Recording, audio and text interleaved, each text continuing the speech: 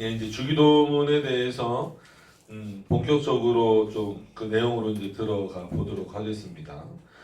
이제 설교문답은 늘 말씀드렸지만 107문까지밖에 없어서 주기도문이 이제 그 설교문답 전체를 마무리하게 됩니다. 자, 내용으로 가서 보시면 그렇죠. 주기도문의 첫 말씀은 곧 하늘에 계신 우리 아버지여 한 것이니입니다. 그래서 이걸 가지고 뭐 예를 들어서 원문을 가지고 이게 이제 성부다라고 주장을 한다 그러면 뭐 어쩔 수 없어요. 그러니까 문법적인 부분이나 이런 부분에 있어서는 당연히 그 이제 성자, 그러니까 이 땅에 오신 예수 그리스도가 그러니까 아들로서 아버지를 부르는 그 표현이 맞습니다. 그러나 거기에 이제 우리 신학적 해석이 들어가다 보면 하늘에 계신 우리 아버지여 했을 때에는 우리가 삼위일체에서 그런 표현이 있어요. 성부가 전 신성의 근원이다. 이게 좀 어려운 표현이기는 합니다. 근데 이런 말씀에 근거해서 이제 삼위일체론 위주로 성경을 풀거나 해석하는 사람들의 그 이제 신학자들의 입장에서는 하늘에 계신 우리 아버지여 했기 때문에 성부가 맞다라고 성부라는 한 위격을 지칭한 것이 맞다. 나머지 성자의 위격이나 성령의 위격이 아닌 성부의 위격을 가리키는 것이 맞다라고 이제 주장하는 이제 학자들이 있는 반면에 삼일체론 안에서 성부가 전신성의 근원이 된다 이런 어떤 표현들이 있어서 이런 내용들을 통해서 볼 때 분명히 그 예수 그리스도가 아들의 입장으로서 하늘에 계신 내 아버지여라고 이제 고백을 한다 할지라도 이거는 삼위일체 하나님에 대한 고백이다.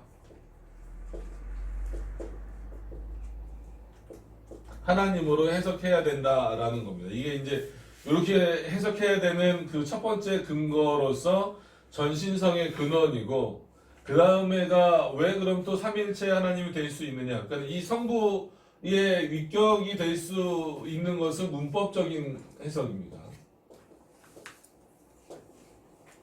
그건 뭐 영어건 헬라어건 어쩔 수 없어요. 문법적으로는 아버지여가 맞으니까 성부라고 그래서 이제 주장하는 분들이 있고 근데 저희는 조금 더 넓혀서 삼위일체 하나님으로 이해를 합니다. 첫 번째 근거라고 할 수 있는 것은 성부가 전신성의 근원이기 때문에 아버지여라는 표현을 이제 쓰더라도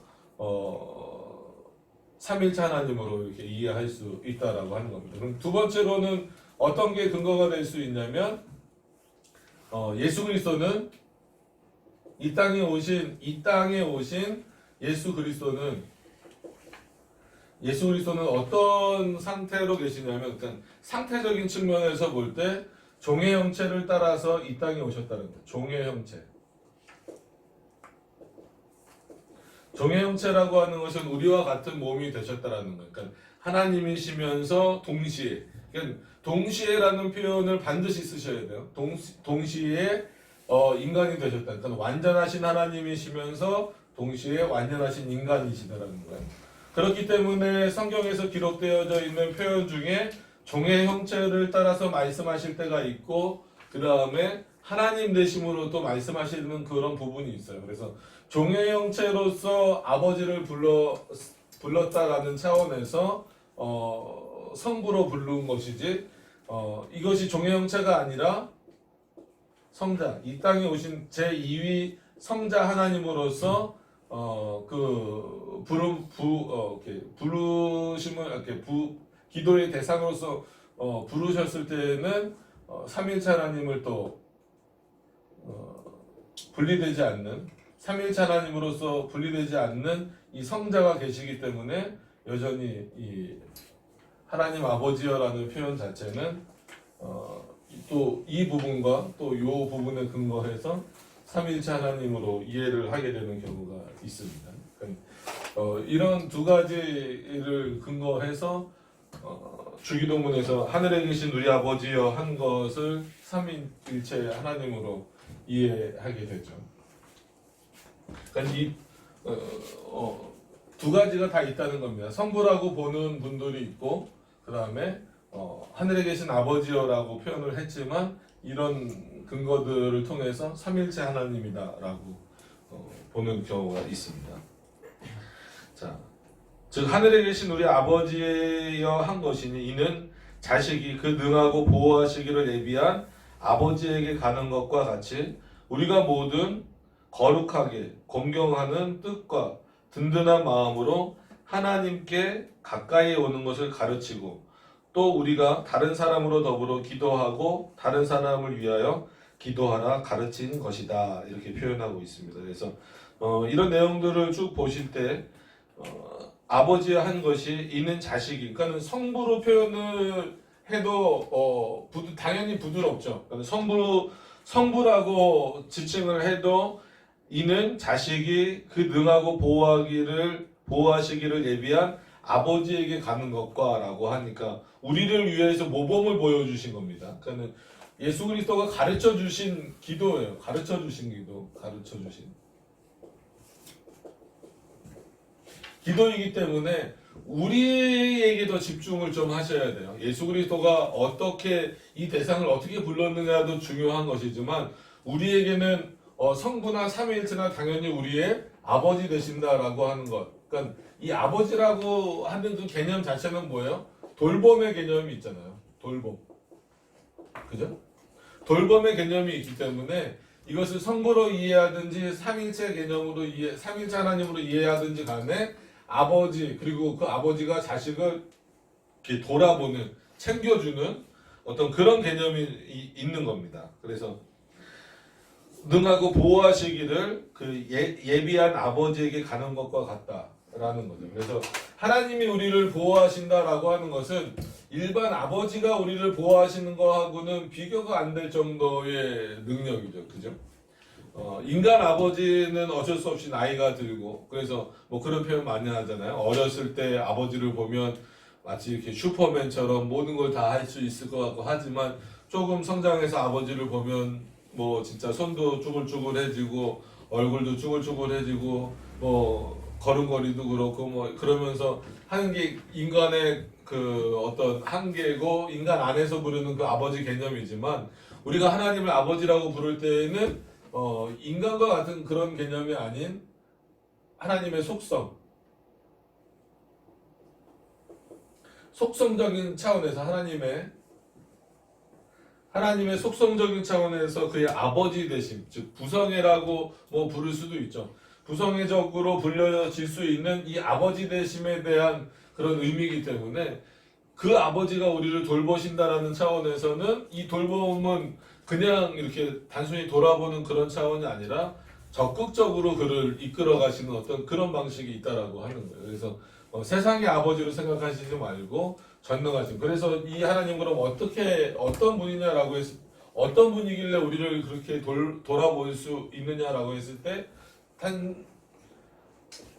전능하시고 전지하시고 불변하시고 그러니까 여기서 하나님의 속성을 전부 다 이해할 수 있어요.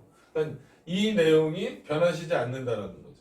그래서 늘 말씀드리다시피 하나님의 속성은 어느 것 하나가 튀어나오지 않는다라는 차원에서 단순성이라는 거죠. 뭐 그것까지는 모르셔도 되더라도 하나님의 속성을 이해하신다면 이런 속성을 갖고 계신 하나님께 여기에 우리를 사랑하신다.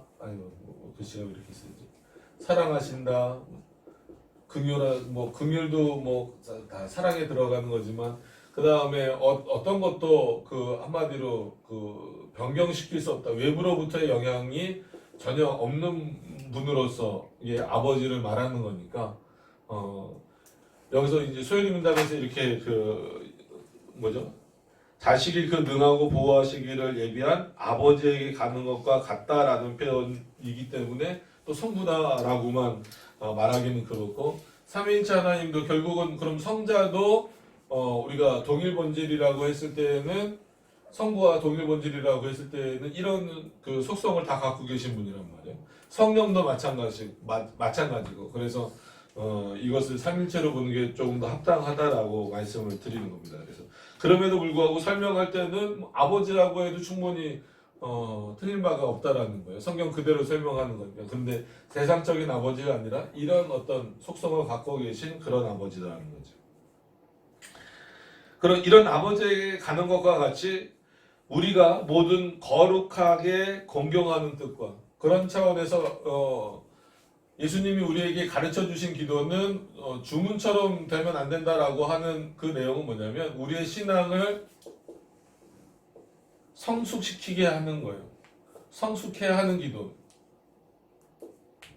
그리고 이미 우리가 구원의 서정을 늘 말할 때 구원의 서정은 이제 구원받은 자가 이 땅에서 어떻게 그 구원받은 자답게 걸어가느냐 그거를 말하는 건데 구원의 서정에서 뭐 여러 가지 뭐 부르심 있고 뭐 중생 있고 칭이 있고 다 있지만 결국은 우리가 성화라고 해서 거룩하게 되어지는 거룩하게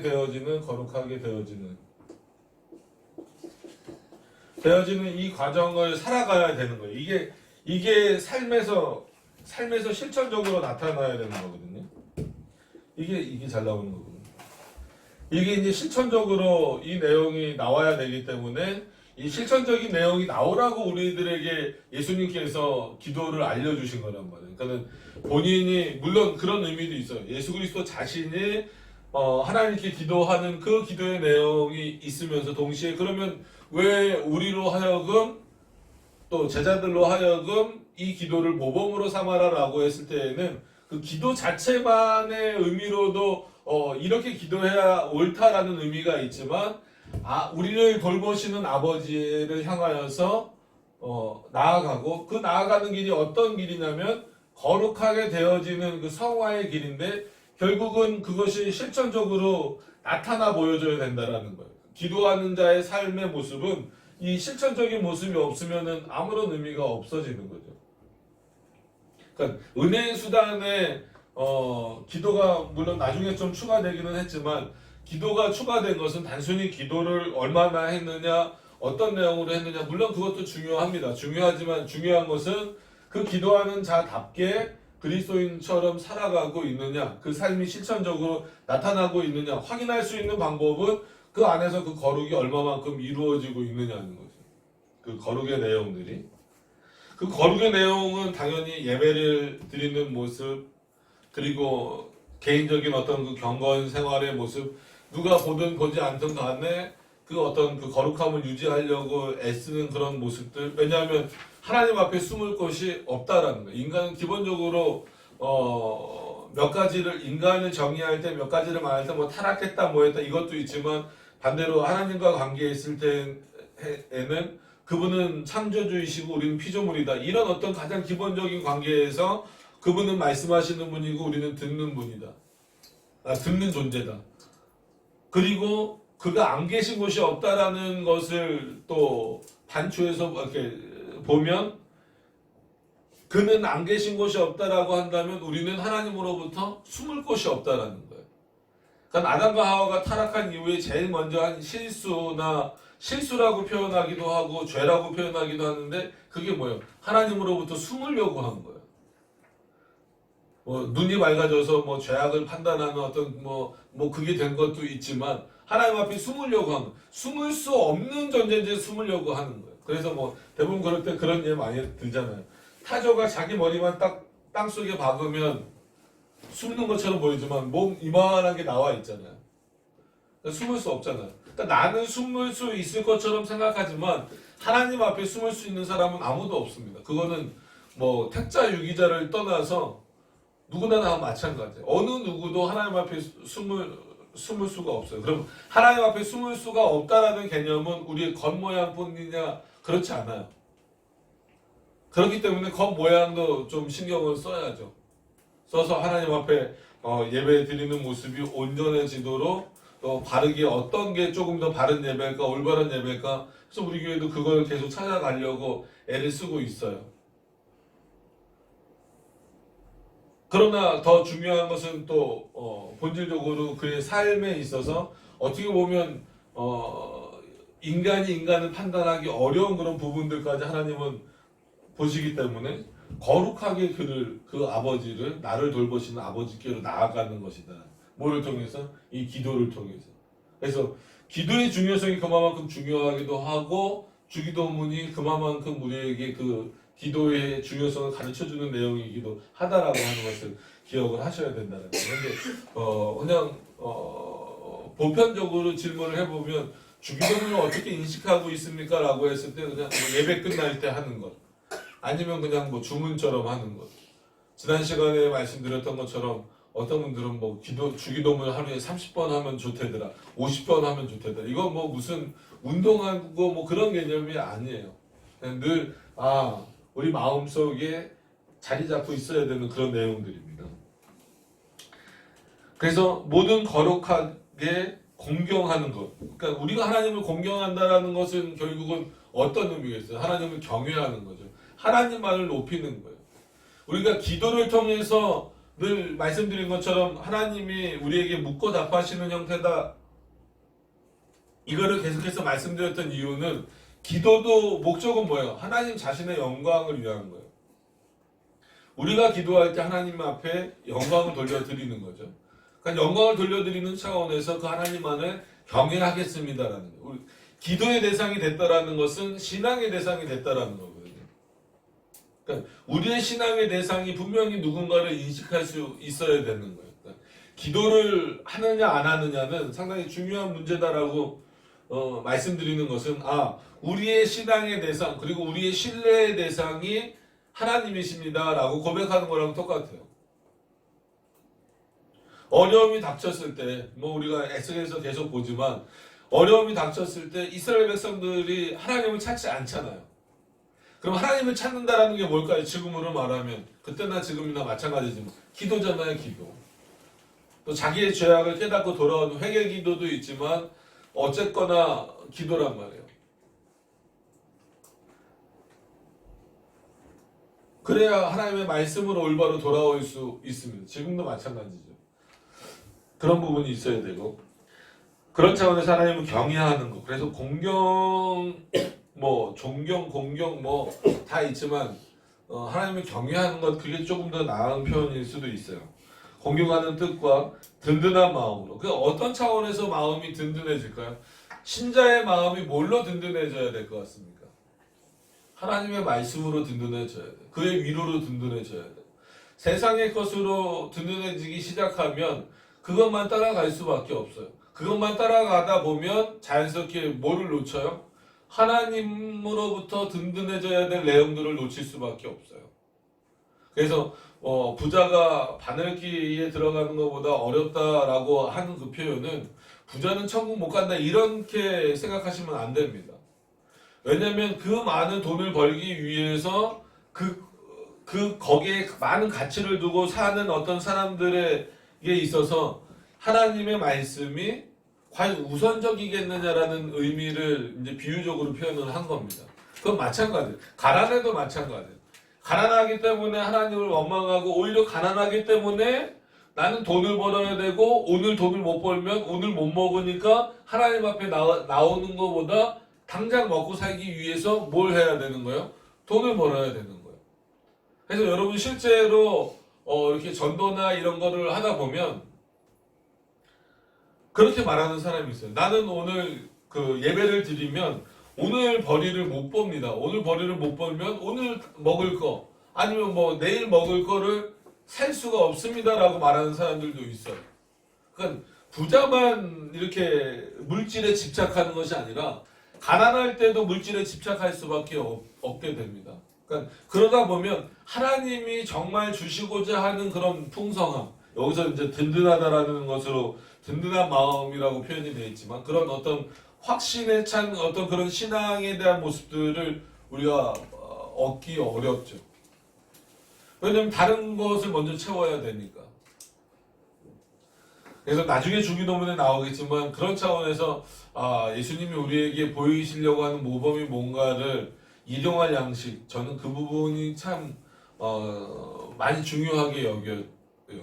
그래서 너무 부자가 되지도 않게 하시고 그렇다고 해서 정말 먹고 사는 것을 너무 걱정하게 돼서 하나님을 섬기는 게 어떤 식으로든지 부자가 돼서 그냥 방탕하게 살게 되는 것도 문제지만 너무 가난하게 돼서 당장 먹고 사는 것 때문에 하나님을 미처 생각하지 못하도록 하시지도 않고 그냥 일용할 양식을 날마다 주시듯이 주시는 어떤 그런 차원에서의 하나님의 섭리가 오히려 우리들에게 은혜가 아닌가 싶을 때도 많이 있어요.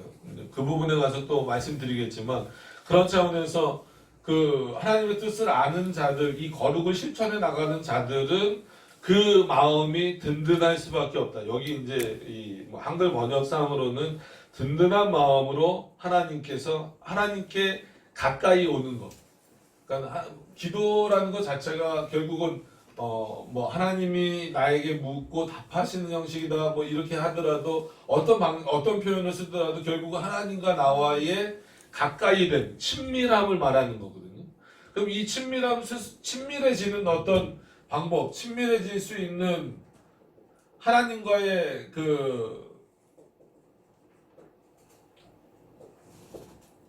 하나님과 친밀해질 수 있는 그 관계를 예수님이 뭐라고 말씀하시냐면 기도라고 말씀하고 계시는 거예요. 그러니까 이거를 스스로를 포기해버리면 안 되는 거죠. 그러니까 하나님의 말씀을 읽고 배우는 것도 하나님과 친밀해지는 겁니다. 하나님과 친밀해지는 방법은 여러 가지 방법이 있죠. 예배가 당연히 그런 거고 개인적인 경건 생활도 그런 거고 뭐 나눠서 보면 시편 찬송도 그렇고 심지어 회개 기도까지도 그렇고 그래서 예배 순서에 뭐 이따가 말씀드리겠지만 참회 기도라는 걸 넣어요. 뭐 사죄 기도 아니면 뭐 참회 기도 뭐 여러 가지 표현을 쓰기는 하지만 그럼 왜 예배 순서에 매주 그것을 넣었을까? 오히려 뭐 은혜의 기도, 뭐 축복의 기도 사람들이 원하는 건 표현 같은 표현이라도 그런 표현들을 좋아하잖아요. 그래서 예배 순서에 뭐 축복의 기도, 뭐 은혜의 기도, 뭐 이런 거를 넣길 원하는데 보통 예배 모범을 이제 웨스트민스터 예배 모범도 그렇고 존 낙스도 그렇고 그 다음에 칼빈도 그렇고 대부분 예배 모범을 이제 또 따로 이렇게 좀 만들기는 했어요. 만들었는데 보면 공통적으로 들어가는 게 뭐 사죄의 기도, 참회의 기도 그런 내용들이에요. 그럼 왜 예배 때 참 기쁘고 즐거운 시간이라고 하면서 하나님을 만나는 시간이라고 하면서 왜 그런 내용을 집어넣었을까라고 했을 때에는 그럼 반대로 그냥 또 너무 그것을 확대시킨 청교도로만 흘러가면 안 돼요. 막 죄 죽임 뭐 이런 것으로 흘러가면 안 된다라고 말씀을 드렸잖아요. 그럼 그것은 그만큼 내가 죄인인 것을 또 인정하고 날마다 죄를 안 지을 수 없다라는 것. 그러니까 칼빈도 우리가 보기에는 야 칼빈은 죄를 졌을까 싶을 정도로 훌륭한 인물임에도 불구하고 칼빈도 사람이란 말이에요. 그래서 칼빈도 자기가 죄인인 걸 알고 있어요. 그래서 하나님 앞에 나올 때 예배드리기 전에 그리고 말씀을 듣기 전에 먼저 내 죄를 일주일이겠죠. 일주일 동안에 내 죄를 하나님 앞에 스스로 자복하고 회개할 수 있는 그런 기도의 시간을 갖는 거예요. 그리고 내가 하나님의 말씀을 듣겠다. 이제 그런 어떤 내용들이 있는 거죠. 그렇기 때문에 이 실천적인 내용에서 이 기도가 빠질 수는 없어요. 물론 여기에 뭐 말씀을 듣는 것, 공부하는 것, 뭐 우리는 이제 시편송이지만 시편송을 부르는 것 뭐 많이 있어요. 많이 있고 이걸 통틀어서 예배 그리고 뭐 예배 드리는 자의 어떤 삶 이렇게 나오고 있지만 이 모든 것이 묶여져 있지만 결국은 세분화되면 이렇게 나오고 지금은 이 부분에 좀 집중을 해서 말씀을 드리고 있습니다. 그러니까 이 부분에서 든든한 마음과 하나님께 가까이 오는 것을 가르치는 것, 그것을 가르쳐주는 내용이 바로 뭐라는 거예요? 주기도문이고 어떤 문장이라는 거예요? 하늘에 계신 우리 아버지요. 다른 사람의 아버지가 아니라는 거예요. 그러니까 우리라는 표현을 쓰긴 했지만 결국은 개인적으로 했을 때 내 아버지여라는 개념이잖아요. 그러니까 하나님이 나의 하나님이 되시지 않는다면 여러분 의미가 없는 거예요. 기독교 신앙에 있어서 하나님이란 존재를 믿는다 이게 중요한 게 아닙니다. 그래서 신조를 보통 나는 하나님을 믿는다라는 것을 이제 의미하는 거거든요. 뭐 크레도 그러죠. 근데 어떻게 믿느냐, 어떤 하나님을 믿느냐가 중요하다라는 거예요. 그래서 주기도문에서 말하는 그 내용은 하늘에 계신 우리 아버지여 했을 때의 그 내용은 뭐냐면 바로 설명해 놓은 이런 내용들이라는 거죠. 이런 내용들로 있는 사람들이 하나님을 불러라 이거예요. 그런 마음으로 부르라는 거죠. 든든한 마음으로 하나님께 가까이 오는 것을 가르쳐야 되는 문제. 예수님도 결국은 공생의 3년 동안 이 내용을 가르친 거잖아요. 그래서 어떤 계시의 극치, 그죠? 제가 이렇게 잘 쓰는 표현은 아니지만 계시의 극치 그렇게 많이 써요. 계시의 이게 맞는 말인지는 조금 더 따져봐야 되겠지만 이승우 교수님이 많이 쓰시는 표현이죠. 그러니까 계시의 극치로서 그 계시의 극치 뭐가 조금 더 좋은 표현이 있을까요? 그러니까는 이거는 이제 보통 이승우 교수님이 이렇게 쓰시고 김영규 교수님 같은 경우는 이렇게 계시자가 말씀을 워낙 어렵게 하셔서 계시자가 직접 오시는 방식 뭐가요? 예수 그리스도가 이 땅에 오신 것을 그렇게 표현하는 거예요. 이렇게 그냥 딱 말씀을 하시든지 아니면 계시로서 가장 극치일 수밖에 없는 것은 뭐냐면 그 계시자가 이 땅에 오셔서 말씀하신 것이다. 이제 그런 차원에서 이제 어떻게 표현하든지 이런 식의 표현을 씁니다. 그가 가르치신 것, 그럼 공생애 동안 가르치신 내용이 뭘까라고 했을 때에는 당연히 하나님이 누구신가라는 거예요. 근데 중요한 것은 이방인들에게도 가르치긴 하셨지만 주 대상이 누구냐면 유대인들이란 말이에요. 이미 하나님이 누군지 알고 있고 잘 믿는다고 하는 사람들에게 하나님이 누구신가를 말하는 거예요. 그러니까 그 당시 사람들이 더 안 듣는 거였죠. 아니 우리만큼 잘 믿는 사람이 어디 있어? 우리만큼 하나님에 대해서 잘 아는 사람이 어디 있어? 아니 우리만큼 제사 잘 드리고 절기 잘 지키는 사람들이 어디 있어? 라고 하는 사람들에게 즉 그런 바리새인과 같은 자들에게 어떤 계시의 극치로 오신 그 그리스도께서 누구를 알려주신 거냐면 하나님에 대해서 알려주신 거예요. 그러니까 어떤 면에서는 좀 아이러니하죠. 하나님을 전혀 모르는 사람들에게 알려주셔야 될 것 같은데 하나님을 안다라고 하는 사람들에게 그 하나님에 대해서 다시 소개하는 거예요. 그러니까 너희가 알고 있는 하나님은 그러니까 하나님이 잘못했다라는 게 아니라 이런 부분에서 너희가 하나님을 잘못 이해하고 있다라는 거죠. 구약을 이해할 때도 이런 방식에서 잘못 이해했고 이렇게 지금 하는 것은 이것은 나의 죽음으로 아직 공생애 때는 죽지 않으셨을 때니까 나의 죽음으로 인하여서 없어질 거에서 끊임없이 가르치셨겠죠. 그런 어떤 가르침. 기도 안에는 결국은 내가 그런 차원에서 내가 하나님께 드리는 이런 방식이 아니라 하나님의 뜻을 깨닫는 방식이기 때문에 가르친다라는 그 개념이 들어온다라는 거죠. 이것을 분명히 좀 기억을 하셨으면 좋겠어요. 그리고 좀 한 가지 이렇게 빼내셔야 될 것은 자꾸 기도를 내가 하는 것. 그러니까 형식은 그런 형식이에요. 그런 방식이에요.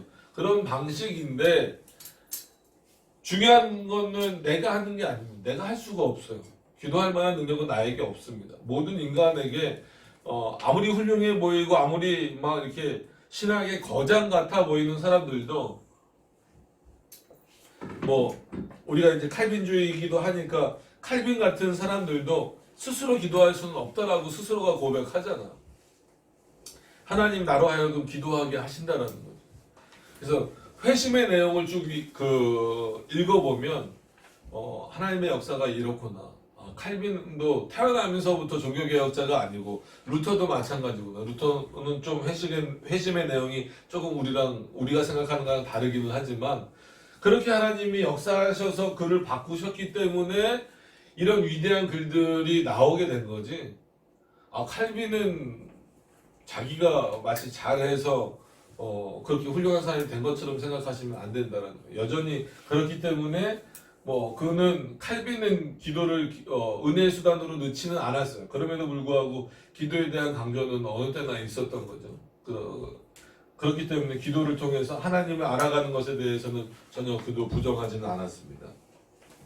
그리고 또 우리가 다른 사람으로 더불어 기도하고 더불어 기도하는 게 결국은 뭐 이거를 단순히 합심 기도 뭐 이렇게만 이해하시면 안 됩니다. 그러니까 우리가 일명 많이 그렇게 표현하고 있었던 중보기도. 그래서 예배 모범도 해석을 하는 분들마다 좀 다른데 중보기도라고 그냥 해석을 한 분들이 많이 있어요. 몇 개 제가 이따가 말씀드리려고 뽑아왔는데 여기도 보면 중보기도 이렇게 해석을 해놨는데 중보기도라기보다도 다른 사람을 이렇게 위해서 같이 함께 기도하는 것. 그러니까 이거는 뭐 함께 모여서 기도하는 의미도 분명히 있고 또한 다른 사람을 위해서 기도해 주는 것. 그래서 최소한 우리 공교회적 차원에서 한 성도다라고 한다면 한 백성이고 한 또 교회의 지체가 되었다라고 한다면 서로를 위해서 기도해 주는 것은 당연한 겁니다. 그래서 목회자가 성도를 위해서 기도하는 건 당연한 거고 또 성도가 성도를 위해서 기도하는 건 당연한 거고 또한 성도가 목회자를 위해서 기도하는 건 또한 당연한 거고 또 그 외에 기도해야 될 여러 가지 문제들을 위해서 같이 기도하는 것 또한 당연한 문제다라고 하는 겁니다. 그래서 어떤 그런 차원에서 이 기도에 대한 부분들을 좀 이해를 하시면 좋겠고 그래서 다른 사람을 위하여 기도하라 가르친 것이다. 그래서 다른 사람으로 더불어 함께 기도하고 그러니까 함께 기도한다는 거 꼭 같이 이렇게 둘이 모여서 언제 기도하냐 이거보다도 서로가 서로를 위해서 기도하는 거 꼭 시간을 맞춰라 뭐 근데 늘 그렇게 되면 그게 좀 부담이 또 되는 경우가 있어요. 그래서 우리 교회 뭐 몇 시에 몇 시에 시간을 정해서 뭐 합시다. 물론 그게 뭔가 이렇게 그 제한을 좀 두면서 그 시간을 좀 이렇게 기억하게 하고 뭐 이런 어떤 그런 차원의 효과도 분명히 있지만 또 반대로 여러 가지 힘든 부분들이 많이 있단 말이에요. 그러니까는 갑자기 뭐 일이 생기거나 아니면 예를 들어서 오후 2시나 오후 3시 이렇게 정했으면 뭐 무슨 일을 하다 보면 그 시간 훅 지나가 버릴 수도 있단 말이에요. 그러니까 그렇기 때문에 같은 성도들끼리 같이 기도합시다 이런 표현은 좋지만 굳이 뭐 몇 시 이렇게 정하는 거는 참 또 한편으로 좀 이렇게 어렵게 할 수 있어요. 그런 부분들이 있습니다. 그래서 오늘 이 백문에서는 물론 더 좀 폭넓게 설명을 드려야 되겠지만 이 백문에서는 첫 번째 그 나온 내용에 한정해서 좀 말씀을 드리면 말씀을 드렸던 거고 그런 차원에서 정리하겠습니다. 정리하면 성부로 해석되는 경우가 있다. 그래서 보통 신약학자들은 대부분 성부로 다 해석을 합니다. 근데 이제 아무래도 조직신학 쪽으로 조금 오면 하늘에 계신 우리 아버지여 이 부분을 삼위일체로 이해하는 경우가 점점 이렇게 많죠. 꼭 조직신학을 한다고 다 삼위일체로만 보는 것은 아닙니다. 성부로 보는 게 오히려 좀 더 많아요. 많지만 삼위일체 하나님으로 보는 그 근거들이 또 여기 이제 2가지 정도 말씀을 드렸습니다. 그리고 나서 아버지께서 우리를 돌보신다라고 했을 때에는 그분의 모든 속성, 인간의 아버지를 생각하지 마시고 그러니까 그것만 생각해도 어느 정도는 알 수 있지만 하나님은 늙지 않으시잖아요. 죽지도 않으시고 그런 차원에서 이 불변하신 그분의 속성을 생각해서 하나님 우리를 돌보신다라는 개념 그리고 그것이 거룩하게 우리의 삶으로 실천적으로 나타나야 되는데 기도에 좀 포커스를 맞춰서 기도하는 그 예배의 삶이 결국은 은혜의 수단으로서 나중에 이제 청교도들에 의해서 들어온 거지만 그래서 이제 말씀과 함께 기도의 수단으로 은혜의 수단으로서 기도가 지금은 포함되어져 있다라는 거죠. 그래서 우리가 하나님을 우리 아버지라고 고백할 수 있다라는 것 자체가 엄청난 신앙 고백입니다. 여러 가지 신앙 고백들을 우리가 뭐 웨스트민스터 신앙 고백서를 통해서도 하고 많이 하지만 그럼에도 불구하고 주기도문을 통해서 늘 하나님을 나의 구주로 또 나의 아버지로 고백할 수 있다라는 것은 여러분 은혜입니다. 이것만큼 놀라운 은혜가 없어요. 근데 많은 사람들이 그거를 은혜라기보다도 그냥 뭐 예배를 마치는 어떤 뭐 마지막 순서 정도로 이해를 하니까 예수님이 그렇게 하라고 가르쳐 주신 건 아니란 말이에요.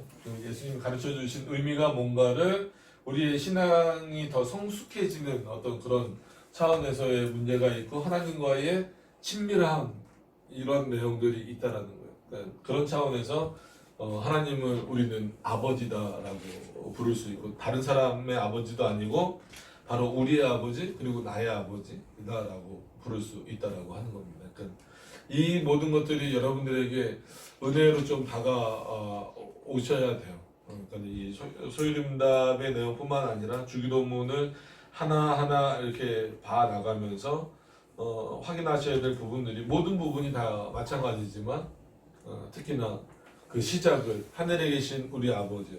그러니까 이거를 장소적으로만 이해하시면 안 됩니다. 그죠? 하늘에 계신다라고 해서 하나님은 지구 바깥에만 계신 분 아니면 성전 바깥에 저 위에 우리가 모르는 저 위에만 계신 분 이렇게 생각하면 안 돼요. 그러니까 하늘에 계신이라는 그 의미 자체가 뭐예요? 하나님이 이 모든 세상을 온 우주를 주권적으로 역사하신다라는 거예요. 지금도 현대 과학이 발견하지 못한 이 우주를 그래서 지구는 지금도 팽창한다라는 그 내용만 말할 수밖에 없는 그 어떤 상태에 있는 현재 상황이지만 그럼에도 불구하고 하나님은 그 우주보다 크시다는 거예요. 근데 그 크신 우주보다 크신 하나님이 우리와 친밀함을 유지하기 위하여서 우리랑 교제하기 위하여서 우리로 하여금 기도하게 하시고 우리 마음속에 함께 계신다. 이거는 어떤 설명으로 가능할까요? 불가능하죠. 이걸 믿고 받아들이는 것 자체가 신앙이기도 하고요. 기독교의 가장 기초가 되는 내용입니다. 그래서 주기도문을 그냥 단순히 시작하는 인사말 정도로 이해하지 않으셨으면 좋겠어요. 의외로 많은 분들이 주기도문을 볼 때 또 공부하거나 그럴 때 그냥 하늘에 계신 우리 아버지여 이 부분은 그렇게 크게 그냥 관심을 안 두고 넘어가는 경우가 있는데 그렇지 않습니다. 그러니까 하늘에 계신 그 분이 도대체 누구신가? 그거부터 우리가 잘 이해하지 않으면 주기도문은 말 그대로 진짜 그냥 주문을 외우는 듯하게 끝나버릴 수 있다는 거예요. 그러지 않기 위해서는 요 한 문장 한 문장 나눠서 설명하고 있는 요 내용들을 주의 깊게 잘 살펴보시기를 바랍니다. 저희가 이제 끝나고 기독교 강연을 하기로 했기 때문에 대요리 문답도 다 사셨으면 좋겠어요. 다 사셔서 한번 추가되는 내용들을 보시고 아니면 요즘엔 많이 나오잖아요. 이렇게 묶어서 있는 책들 그런 신앙고백서들을 확인하셔서 웨스트민스터 본문에서 본문을 통해서도 이제 또 보시고 또 특히나 소요리 문답, 대요리 문답을 통해서 이 내용들을 또 확인하셨으면 좋겠습니다. 그런 차원에서 우리 성도님들이 늘 기도하실 때 굳이 뭐 하늘에 계신 우리 아버지여 이런 표현을 하시지 않는다 할지라도 이 신앙을 가지고 하나님 앞에 기도하실 수 있는 여러분들이 되셨으면 좋겠습니다. 우리 기도하도록 하겠습니다.